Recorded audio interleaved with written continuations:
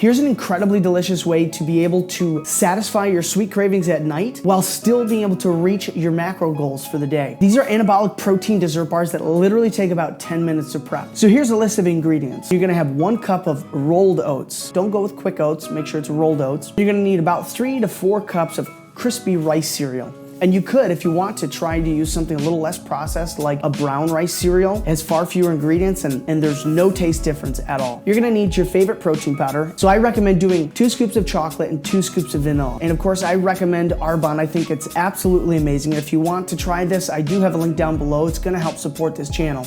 Next, you're gonna need 1 cup of raw honey. I measure it in a measuring cup first, then put it into a bowl that you can microwave. Microwave the honey for about 60 seconds so it mixes well. Then add that to the mix. Then you're also gonna need 1 cup of peanut butter. And I like to use organic creamy peanut butter. And I use a knife to stir up the oil just in case it settles. Instead of using a measuring cup, sometimes I'll weigh out the peanut butter with my food scale. Weigh it out in a microwavable bowl so it saves on dishes. My family doesn't need any more dishes. Microwave the peanut butter for about 60 seconds as well. Make sure it's nice and soupy and then add that into the mix. And then you're gonna mix all these ingredients together. What's important to know is that this isn't a low-calorie dessert, but in comparison to most other desserts, it's gonna be a great alternative because it's harder to overeat.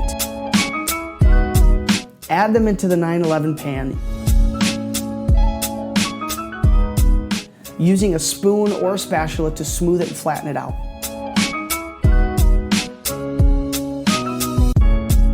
Cover and put it in the fridge for about 30 to 60 minutes to cool down.